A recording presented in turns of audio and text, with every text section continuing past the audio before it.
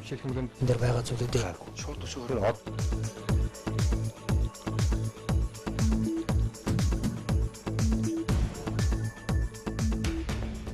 Анхаарал хандуулж та бүхэндээ баярлалаа. Хөтөлбөр ярилцах цагаар үргэлжилж байна. Студидтэй бид улсын их хурлын гишүүн аюулгүй бодлого гадаад бодлогын байнгын хороондор их баярыг студидтэй өрөөд байна. Урьдчилан харснаар баярлалаа. За, өрсөд баярлалаа. Тэгэхээр эдгээр өдрүүдэд орон сууцны 8% ипотекийн зээлт холбоотой асуудлууд нэлээд өндөр авч яригдж байна. За, танаа намын хувьд бараг энэ асуудлыг босгоод ирсэн мэт ойлголт сайхны хүртэл явсан. Гэтэл одоо нөгөө талд улсын их хурлын дарга болоод Монгол банкны ерөнхийлөгч өгж байгаа мэдээллээр бол ипотекийн 8% маань бараг 5% болох нь.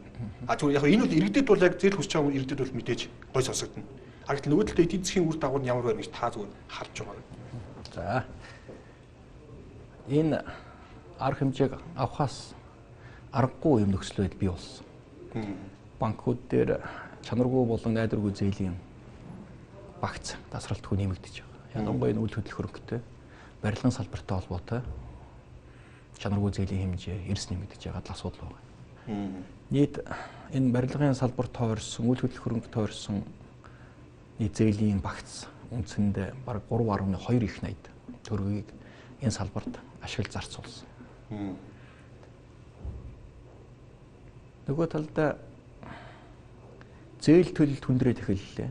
Зээл төлөлт яагаад хүндрээд байна гэвэл өнөөгийн эдийн засгт бий болж байгаа хүндрэлтэй холбоотойгоор иргэдийн чадвар муудаж байгаа. Холбоотой шүү дээ.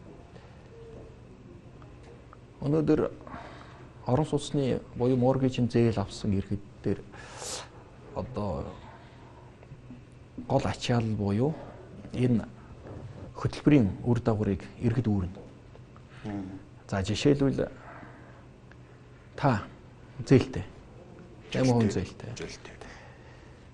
Та зээлээ 20 жилийн дотор хуваа төлөх ёстой. Та наан төлөх эрх байхгүй. Та 20 жилийн дотор л төлөх ёстой.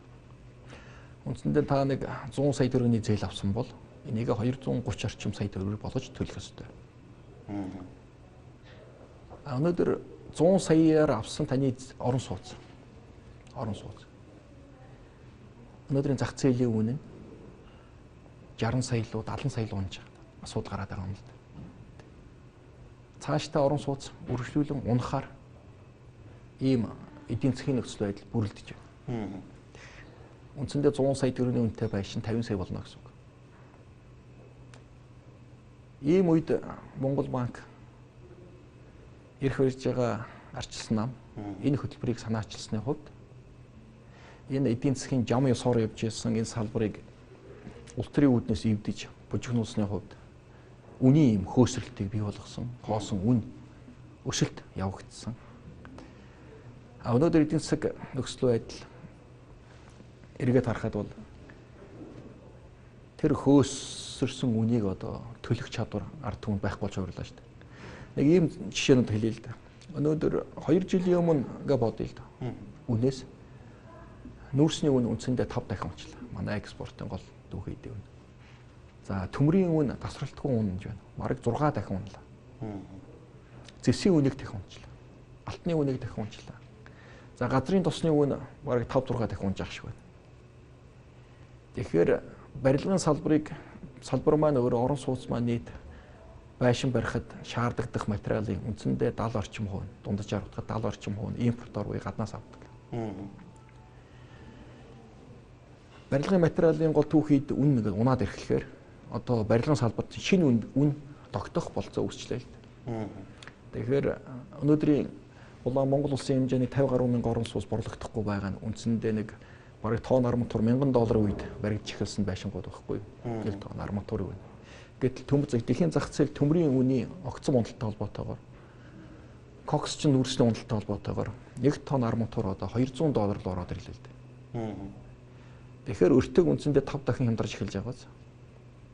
Дагаад барилгын материал шаарддаг одоо их хэмжээгээр ордог хөнгөн цагаан зэс, цайр гэдэг бүх үнүүд түүхийд үн унчиж байгаа. Тэгэхээр барилгын үн хямдрах нөхцөл байдал үүслээ. Одоо хувийн хэвшлийн улсууд одоо бизнесийнх нь одоо шинээр байшин барихад одоо байгаа баригдсан байшингаас нэг дахин хямдхан байшин барих бололцоо бүрдлээ л дээ.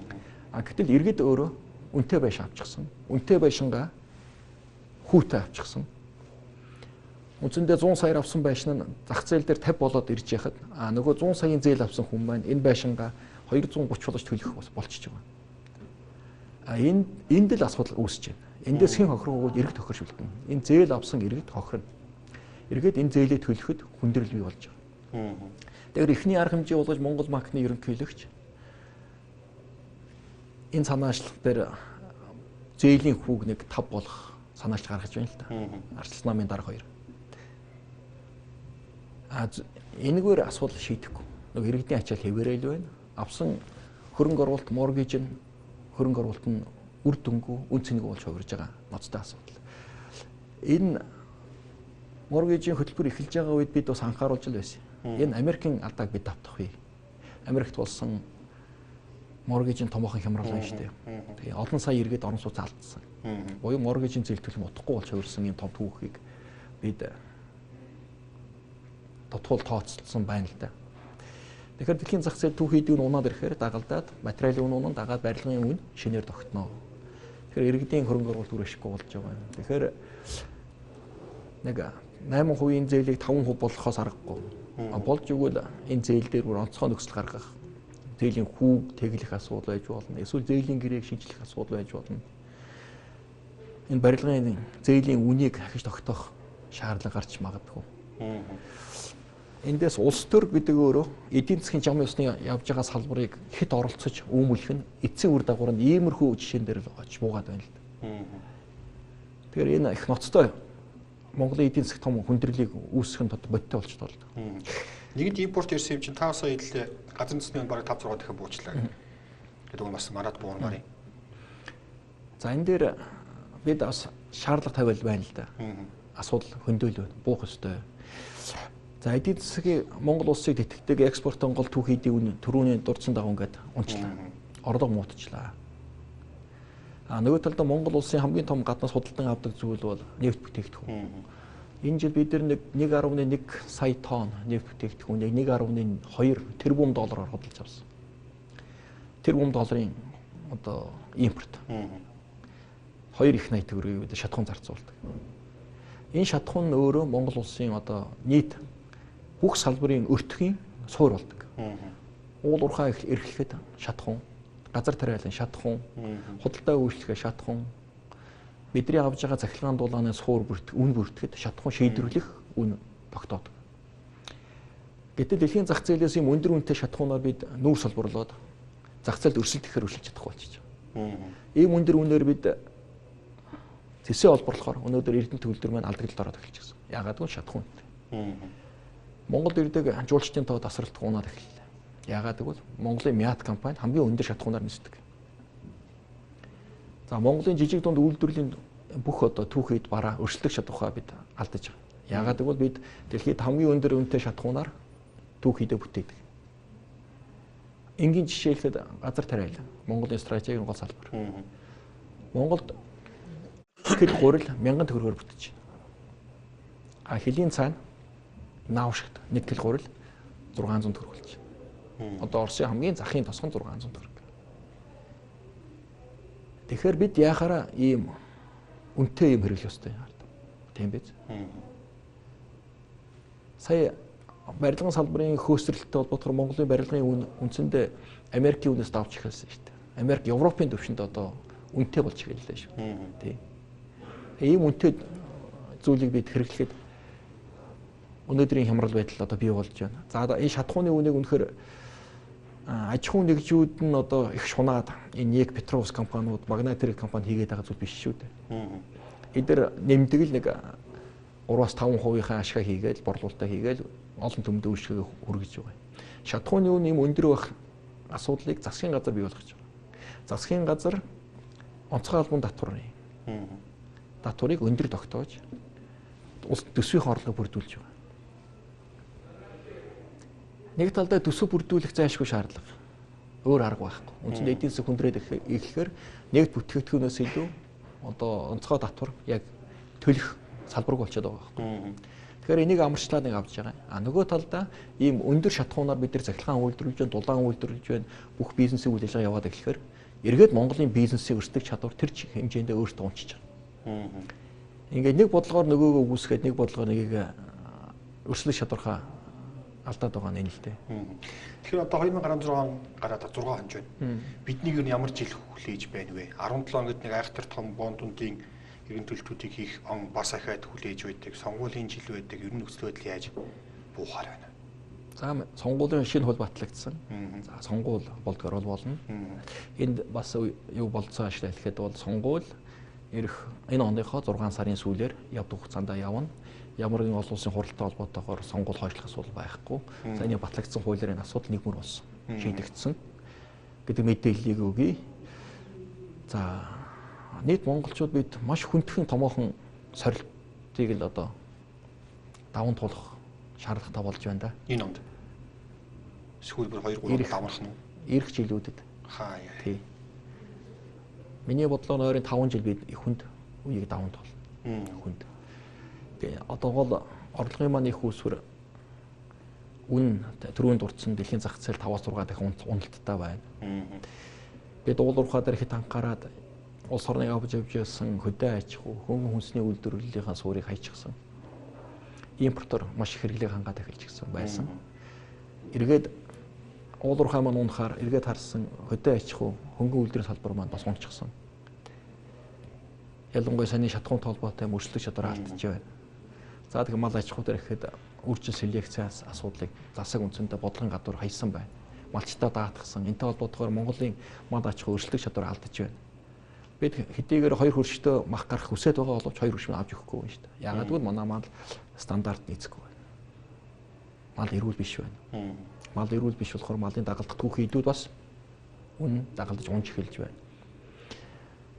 Хөдөө аж ахуй гэдэг чинь асар нарийн шинжилгээ ухааны үндэстэй хөгжүүлдэг ажил. Энэ бодлогыг хайсан толботоогоор манай ноолуурын чанар муудаж байна. Ноолуур маань чанар микрон бүдүүрсэн байна. Ноосны өршлөх чадвар бас адилхан унсан байна. Арь шир бас муудсан байна. Махны гаралт бас муудсан байна. Үндсэндээ хөдөө аж ахуйн салбар маань бас өршлөх чадваргүй болсон. Газар тариалан байл ургацаа алдцгаасан байдаг. Үндсэндээ Монгол улс импортоор одоо гурилуудаа хангахаас аргагүй байдал босч унлаа. Тий. За мэдээж гадаад томоохон мөрийн асуудал төрөний хэлдэг тулгам дэндүү одоо тулгамдсан асуудал болж хувирлаа. Нийт 22 тэрбум доллар одоо гадаад өр хүрч байна. За энэ дээр оюутлогоогоо дамжуулж авсан зээл мэлийг тооцвол бас л ахаал 27-8 тэрбум доллар явна шүү дээ. Саяны дээр гар үс зурд 4 тэрбум долларыг. Энд чинь Монгол улс 34%-аас хүлээлцэл явж байгаа ажил шүү дээ. Зээлээр санхүүжж байгаа гэсэн үг. Тий. Засгийн өөр нэг 6 тэрбум гаруй доллар. Эрхчлүүлүүдэд их бондын өрөөд эхлэн тийм биз. Энэ жилийн сүүл эрхчлэлээр. Энэ жил 14 бид нийт төсвийнхаа 50%-ийг зээлийн хүн төлнө. За гадна талдаа энэ дотор талд ихэд засгийн газрын одоо дотоод зах зээлээс татсан төвлөрүүлсэн хөрөнгө одоо бараг 4 их нийтлүүд өгч явна. Монгол улс чинь нэг 9.6 их нийт хөрөнгө эргэлдэж байгаа шүү дээ. Барилгын салбарт үндсэндээ 3 орчим очоод гаццсан. Засгийн газар 4 орчим их нийт нь аваад хэрэгжилчихсэн. Тэгэхээр эдийн засгт мөнгө дутаад эхэлж байгаа. Бизнесийн салбарт одоо эргэлт байхгүй болж эхэлж байна. Засгийн тэгэхээр эдийн засаг унаад эхлэхээр аж ахуйн нэгжүүд татвар төлөх чадвараа алдаж байгаа. Энтэй холбоотойгоор засаг санхүүжилтгүй болж байгаа болохоор яаж ингэвэл арилжааны банкудаас өндөр хүүгээр мөнгө авч эхэлж байна. 16% авч байгаа. Энэ маш ноцтой тоо шүү дээ. Засгийн газар арилжааны банкаас 16% хүүтэйгээр зээл авч байгаа. Тэр мөнгөөр урсгал зардлаа залгуулж байна. Уулуурхай экспорт уламжлал бараа маань өндөрч гисэн. Барилгын салбарт хийсэн хөрөнгө оруулалт маань үр ашиггүй болж хувирчихсан. Монгол улсын хувьд, иргэдийн хувьд хамгийн муу хөрөнгө оруулалт одоо орон сууц болж хувирлаа л дээ. Улам үнцний алдах тодорхой болчихлоо. Эргээд харсан хөдөө аж ахуй маань өршөлтөх чадвархаа бас бэхжүүлж чадсангүй бид. Уулуурхаанд нэн таатай үеийг бид нар муу ашиглалаа. Олсон орлогоороо бид амьдралаа одоо авч явж ясан суур салбар, хөдөө аж ахуй, газар тариалан, хөнгөн хүнсний үйлдвэрүүдээ бид нар босгож чадсангүй. Байшин болгоод дуусчлаа шүү дээ. Сайхан байшин барилаа. Харамсалтай нь барилга гэдэг бол баялаг бий болгодог л дээ. Энэ бол нийгмийн зардал, цалгаан, дулаан, ерөөсөө өрх гэр бүл иргэн аж ахуйн энэ зардал шүү дээ. 4.4 тэрбумтай холбоотойгоор ер нь манайд хэрэмжийн өвчтэй юм болоо гэдэг асуултыг маш олон хүмүүс ойлгоо яриад байна. Тий, ойлгоо 4.4. Ерхий сайд маань бол бид одоо бизнес дээрэн ирлээ гэдгээ хэлсэн. Томоохон хэвлэлүүд нэлээд онцолжуулаа гадны. 4.4-өөс бид нэр тийм их найдвар тавьж хүлээх зүйлүүд нь танд хэр харагдаж байна?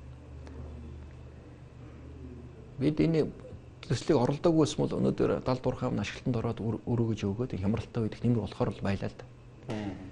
Харамсалтай хангалттай улс төрчихсөн. Өнөөдөр энэ санхүүжилтийн асуудлыг л дөнгөж гар үс сурж байна. Одоо санхүүжилтээ босох асуудал, тэгээ мөнгө орно. Энэ 5 жилээс доошгүй 5-аас 7 жил үргэлжлэх ажил шүү дээ. 5-аас 7 жилийн дараа л гэхэд гүний ургаагаас түүхэд экспорт нь гарч эхэлнэ шүү дээ.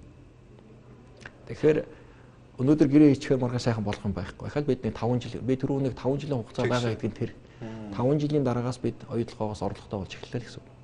Энэ гүний ургаан энэ ярьж байгаа төсөлтэй холбоотойгоор. Тэгэхээр ерөнхийдөө 5 жил бүсэж чаглах хэрэгтэй болох нь хүнд хэцүү давх болох нэ гэдэг. Ялангуяа одоо ипотек зээл авчихсан хүмүүст бол их л хүнд тусах нь. Би одоо авчихсан үний нэг учраас их л хүнд байдал орох нэ. Ард түмэнд асуудлыг бодиттой үнийг хэлэх хэрэгтэй л дээ. Ихэд улс төржүүлсэн. Тэгээд зохиомол өндөр үнийг бий болгох, хөөс бий болгосон. Тэр хөөсөн дээр өндөр зохиомол одоо зах зээлийн үнээс хит өндөр үнээр хөөс үүссэн үед нь энэ моргежийн зээлээр ард иргэдийг үл хөдлөх хөрөнгийг авахулсан. Эргээд авсан хөрөнгө нь үнэ алдаад эхлэхээр ард түмэн энэ ачаалал нуруунд авав. Тэгэхээр энэ хөрөнгө оруулалт ашиггүй, үр ашиггүй, дээрээс их дарамттай хөрөнгө оруулалт хувирж байна л да. Энэ нь эргээд банк санхүү системээ татан унгаах хэмжээнд хүрчээд байгаа нь. Тийм болохоор сандраад байгаа нь энэ. Эний эцсийн энэ бүх энэ саяны үл хөдлөх хөрөнгө тойрсон моргежийн асуудлыг гол зохион байгуулсан, санхүүжүүлсэн, хариуцлагыг Монгол банкны ерөнхийлөгч хүлээх ёстой л да. Үр дагаврыг. Тийм болохоор одоо сандраад энэ зээлийн хүүг багасгах гэж оролдож байна. Тэгэхээр Монгол банкны ерөнхийлөгч үр дагавар за хариуцлага хүлээлгэхэд огцрол болоо үстэ. Өөр хариуцлага хүлээх хуулийн зохицуулалт юм байхгүй дээ. Харамсалтай нь арчлалын хамгийн сул тал дээр. Тий. Хариуцлах хэмжээ нь огцрох хэмжээнд гарна шүү дээ.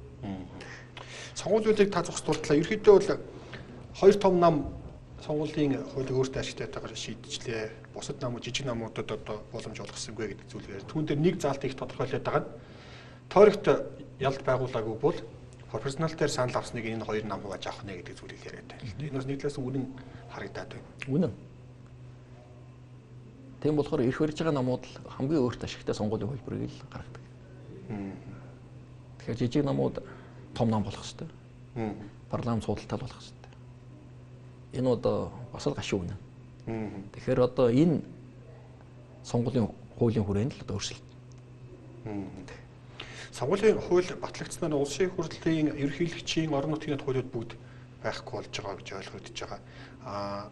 Тэгэхээр нэг хуулиар бүгдийг зохион байгуулах боломж байгаа юу гэдэг асуултыг хүмүүс тавиад эхэллээ л. Байгаа болохоор л хууль хийчлээ л дээ.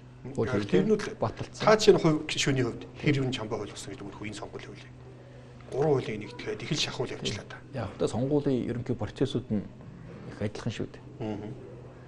Санал авдаг өдөр сурчлагаа, маягт цаас, тэгээ сонгуулийн хороо, хэсэг оргийн тойргийн хороод гэдэг ижлэхэн үйл явцыг л журмсан асуудлууд. Аль аль дээр их олон үйл нөгөө заалтууд нь давхцдаг зүйлийг нийлүүлэл нэг болгож хийж байгаа. Гол хөдөө онцлог ямар системээр сонгуул явуулах уу?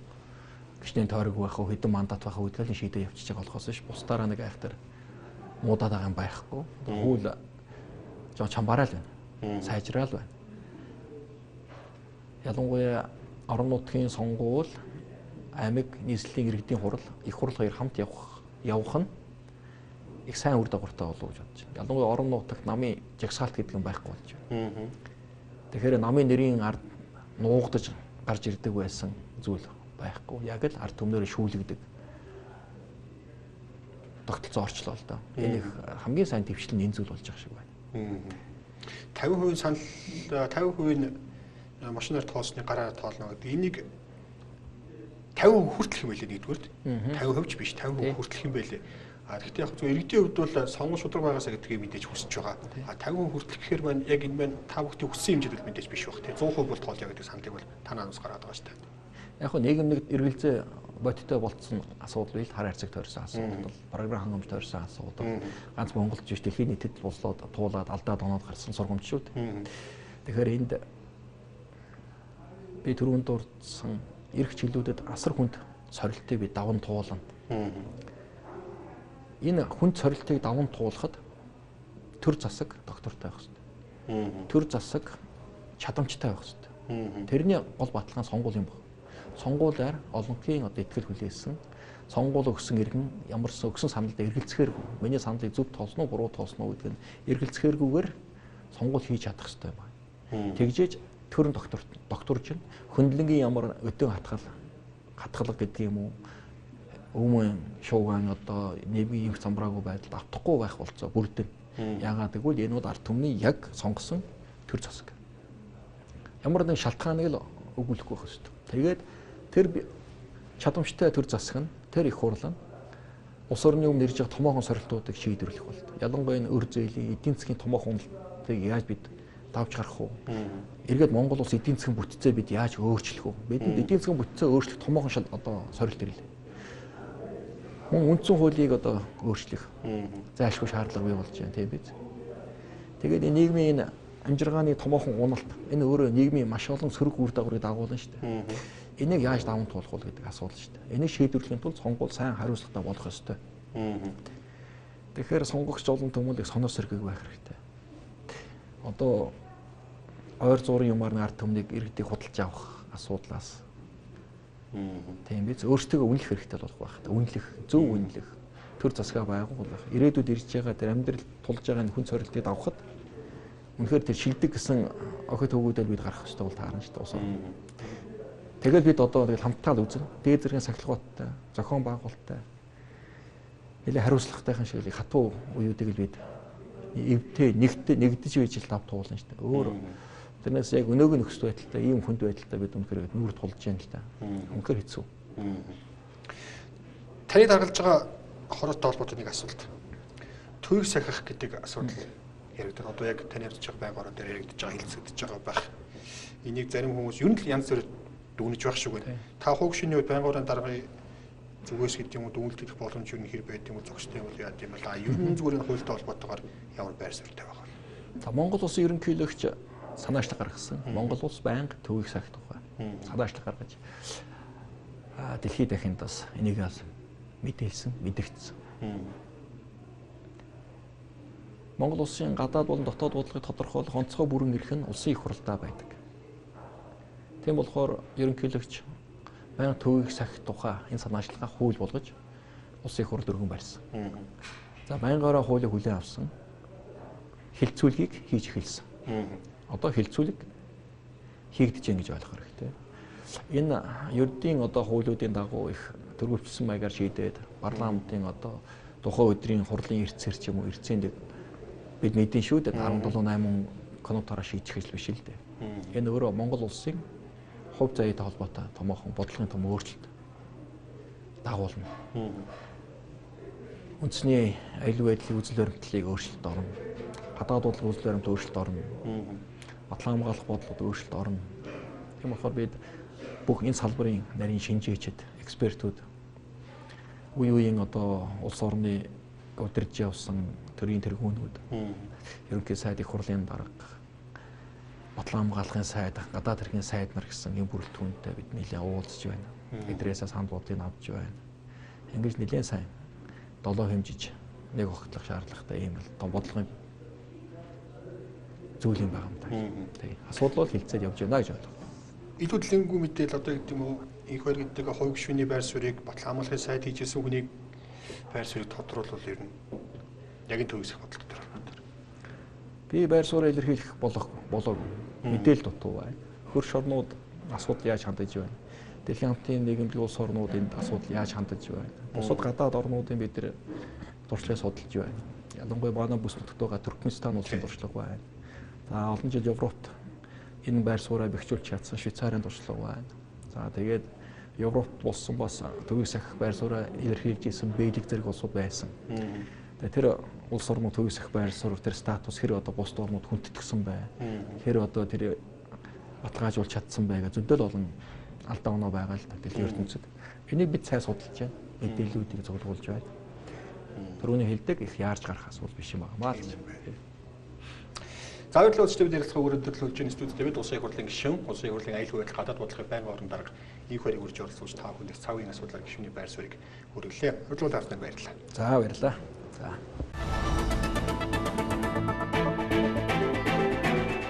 Хотын нам жишээлх юм бол энэ дээр байгаа зүйлүүдийг шууд өшөөрөө